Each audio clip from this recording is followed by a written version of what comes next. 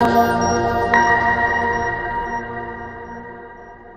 everybody, welcome to this episode of Think Business Live. Looking forward to talking with Mike O'Connor. Mike, it's great to connect with you. This is a topic that I love talking about, scaling your business with global high-quality talents. Think Community, we talk a lot about this on the show. I talk a lot about this with my clients, ranging from solopreneurs to Fortune companies, executives, C-level execs, owners, managers, salespeople. Everybody's trying to figure out how to outsource and delegate so they can do more and be more effective. You're the co-founder and CEO, Mike, so I'm looking forward to diving in. As a business coach, I work with successful people all over the globe, and I work with them who are stuck to get them unstuck. And so I always like to start off the show because I think people learn through lessons. Where's a recent stuck that point for you, and where were you able to get unstuck? Yeah, I mean, it kind of gets back to what we do now, leveraging global talent, right? I sat back. The first businesses I ever ran were in the home services space, and I realized that I was doing way more than I needed to. I looked at my org chart, and I was reporting to myself in way too many categories, right? So I was stuck not only being the visionary, but I was also being the doer and the executor. Yeah. And you want to talk about being stuck? That is stuck. That's not scaling. That's not growth. That's not having time for your family or free time. Yeah. And so that kind of leads to this passion of outsourcing and the global workforce that we've got. Yeah, I mean, I love what you're talking about, and I like the way that you put that reporting to yourself, right? It's so hard to delegate. And just one more stuck point I want to talk about, because I think people get stuck here a lot, which is they have a really hard time letting go, right? There are certain things they think, only I can do this. Think Community, you've heard me talk about this. I talk about this with my clients a lot too. Forget what your take home is, your pay, but what is your time worth? And then anything under that, you should be delegating. And so what is the number one thing that people think they must do that they really need to delegate, Mike? I mean, I think it's going to be different for every business, but you need to be really honest with yourself and look at your skill sets. Realize what you're good at and where you have what I would call deficiencies, right? And I'm not saying that you're terrible at it, but where do you not enjoy, or what are you not good at? And then you go out and find and hire people that excel in those specific areas. I don't like bookkeeping. I can't stand accounting. Hate it. I offload that, right? I'm not good at social media. I'm interested in it, but I'm not good at it. I offload that. Same. I'm good at sales. I'm good at client management, interacting with that. Those are the things that stay in my bucket. Yeah. It gives me fulfillment. Yeah, same. I've never even looked at QuickBooks. I have a bookkeeper. Yeah, and she's the greatest. She's the greatest. All right, this was great. Thank you very much for that. Okay, let's dive in a little bit more on this topic, because I only love meeting with clients. And that's number one, meeting with clients, coaching, doing keynotes, doing workshops and trainings and things of that nature. And I also like developing content. Outside of that, I don't like doing anything else. And I have 7 virtual people around the globe that work with me. And what I love about it is I'm able to get the best of the best. Correct. Instead of 7 employees or 1 employee, I have 7 virtual people. Right. I'm not their only person that they work with. I think it's the greatest formula in the world. It's a hack. It absolutely greatest formula in the world. And so talk to kind of the let's go kind of middle of the road, right? Like let's just say kind of 100-person company, right? They've got 5, 6, 7 managers. They've got a team of salespeople, and I'm in companies like this a lot where I'm working with all of the different levels of people. Yeah. How can they utilize a company like you? 100%. So there's a variety of different ways to be thinking about outsourcing, right? The first thing that people always think about is cost. And obviously cost is a major factor of this. But there's also a quality element of this as well. So if I were to look at a company's org chart, right, I like to start from the bottom up. The roles that are easiest to start with outsourcing are areas that are more repetitive, that have standard operating procedures outlined, that are repeatable and easily trainable, right? It's also really good to do it in a hierarchy where you have strong management because you've got good top-down leadership, and that if this were to not work out, you know it's not because you didn't do a good job training and onboarding those people. So if a company comes to me like that, I always say, where's your strong? I just want to pause you for a second. Yeah. When this podcast, I come on, I do it, and that's what I do. Yeah. And but I have a team in the Philippines that runs it. Correct. And when they took it over years ago, I typed out, along with my my marketing and kind of my right-hand person, I typed out like a 7-page document, links and everything. And then I zoomed a video with me going through the entire document. That's right. Step by step. They made one mistake, and the one mistake was the one thing I forgot to put in. And so I say that because I rarely ever talk to them, but because the system and the process is in place, it's pretty seamless.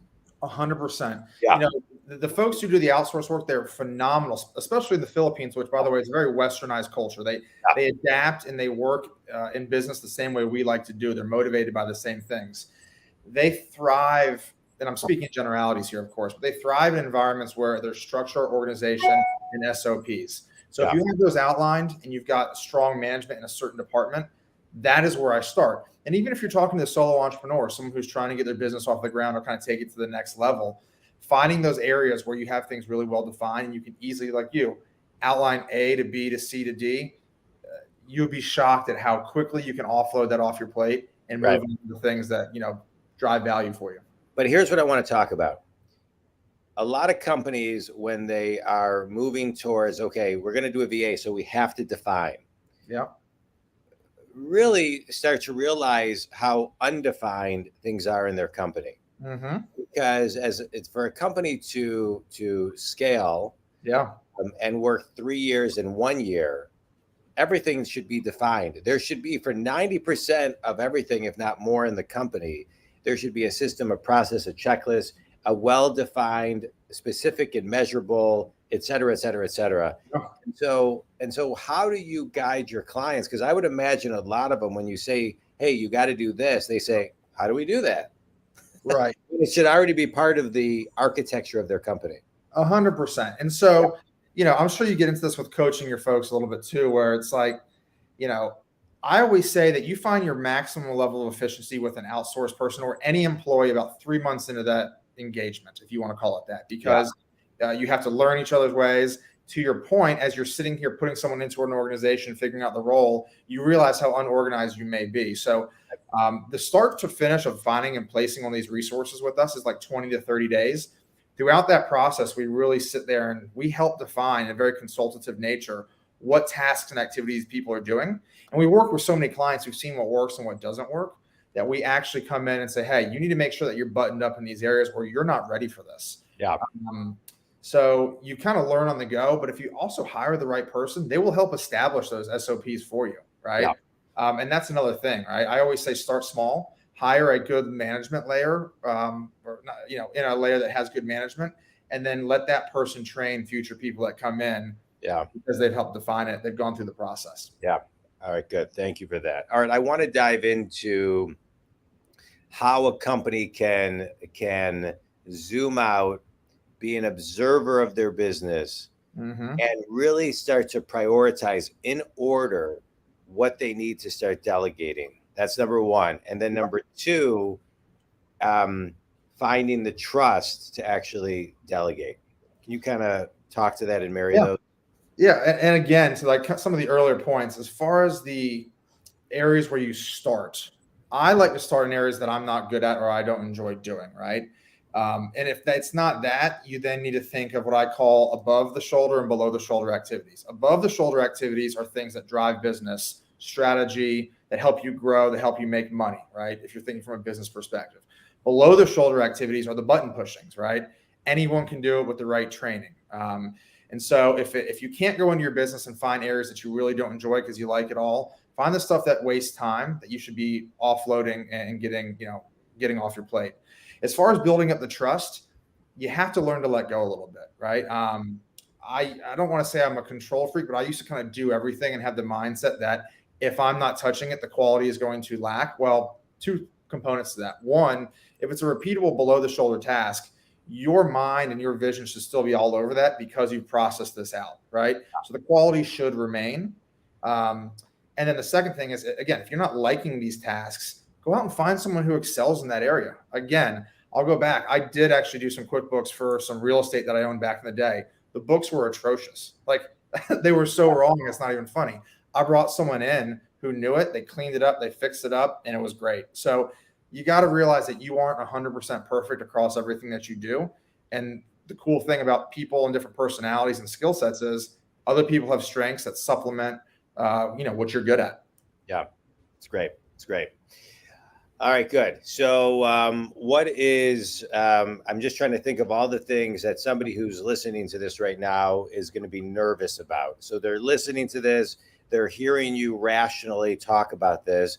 They can get to a point where they say, okay, this makes a lot of sense. So why do I still have a lot of fear about letting go into this kind of like abyss? Like, where does it go? What's the follow-up? How can I inspect what I expect and track all of it? Yeah. And, for those who have hired people before, it makes it a little easier. Thinking specifically in the outsourcing realm, it is somewhat intimidating, right? The way you have to pay them if you were to go and directly source them is different. The regulations are different. They're in a different country, right? So there's a little bit of that unknown. That's where agencies and groups like Nexus Point, the company that I run, come into play, right? We are that interface, and you're interfacing with me, doing business with another, person in the US. So that removes a little bit of that kind of scariness. We handle all the minutia on the back end. Right. Can I comment on that? So we're just speaking for the first time, but I do use a group in the Philippines. It's owned by a gentleman here in the States. And anytime I've had something which has been always very minor, I email kind of because they typically, at least my group, work in our time zones. And so, but typically they are on it so fast. That's right. As if they're in the office next to me. I mean, it's been many, I'd have to count. I mean, maybe 5 years. I mean, it's never, for me, I can speak, never been an obstacle. Yeah, 100%. And that's why I think having a group or an agency like you use or like what we do is so important, because it handles all of the unknown and minutia. And then correct. Jumping ahead, outsourcing is no longer just for the big guys. It's not just for JP Morgan or Facebook anymore, right? It's accessible to the SMB with, as you said, 100 employees or below. And COVID really jump-started this for a lot of people, right? I was doing it before COVID, so I was kind of a cowboy. I was getting ahead of it. But if you think about it now, everyone wants to be remote, right? So whether you're remote in New York City or Detroit or Florida or the Philippines, does it so much matter? I mean, you and I right now are in 2 different states and we're talking face to face. Technology is advancing, right? And so the accessibility that you have is making us interconnected. And then, oh, by the way, not disparaging the younger generation, but there's a sense of entitlement that's coming out into these newer, lower level positions right now. People think they're worth more money than they are. They want, 5 weeks vacation coming out of school. They want nap pods in the office. Like it's just ripe for looking at this opportunity and realizing, hey, for 30% of the cost, I could have someone that's just as good, if not better, and way more loyal in the Philippines. And something else to think about, and maybe you can speak on this, but you interview everybody. It's like going through. They're already vetted. So it's and I just want to say this: in the group I use, the person, they've transferred me to other people or this, but because there's all the systems put in place, it's been completely seamless, 99.9% seamless. Yeah. If I'm putting someone in front of a client, you can know that our recruiting manager has vetted them. We've done aptitude testing, and I personally have spoken to for at least 10 minutes each and every candidate that I put in front of someone. So one entrepreneur to another, like I know my clients' needs. I understand what I would do as an entrepreneur, and I know how to hire people. Yeah. Like you're not getting, run of the mill people in front of you. You're getting pre-vetted folks. So it kind of, takes you from, first to third base pretty quick. You have I saw in your bio, you worked at Ernst & Young, and you have a multifamily background within that company. But I want to talk about sales, not professional service things. Like I don't think what I'm about to talk about would work in the commercial real estate space or in the residential or in the insurance space, the professional.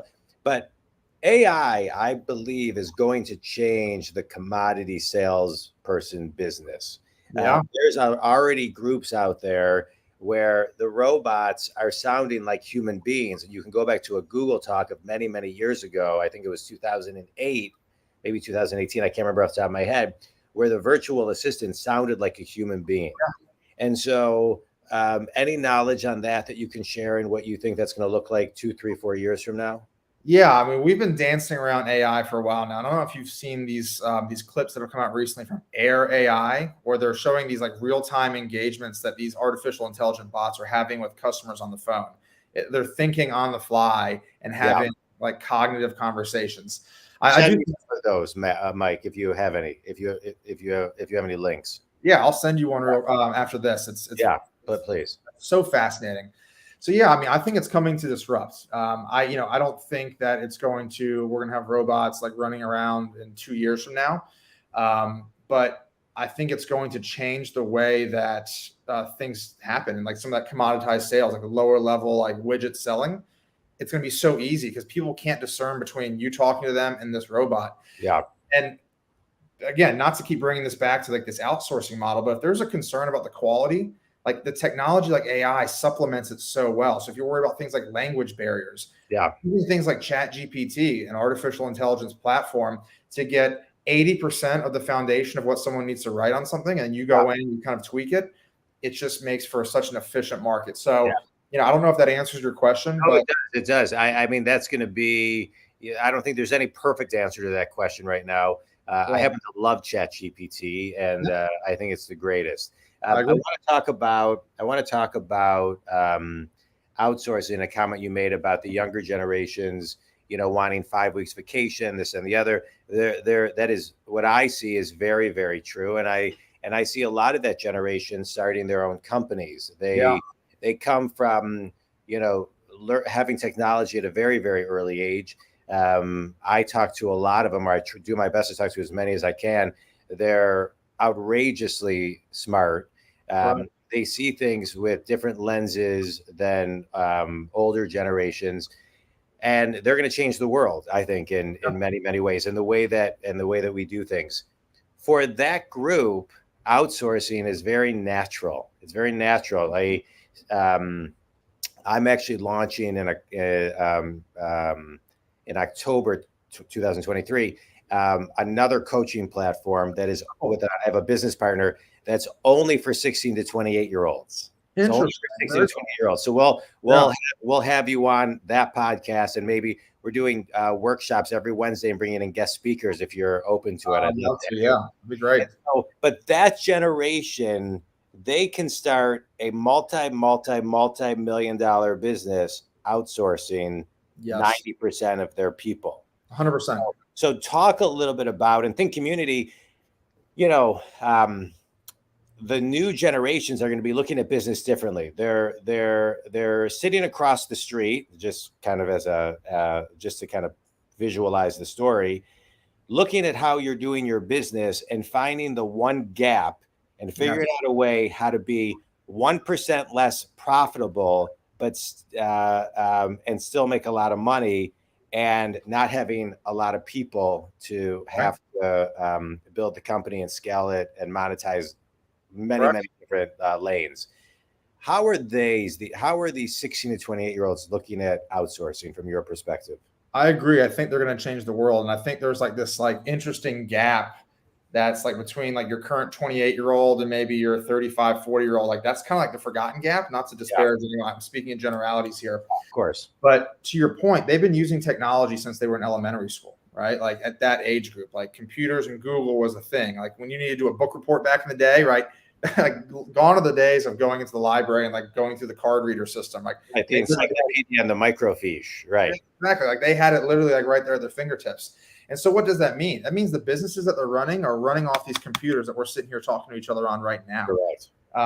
They are not going through and setting up these massive office spaces, right? They're not having this in-person feel, these clunky, slow-moving, and I call them like 1980s style businesses, right?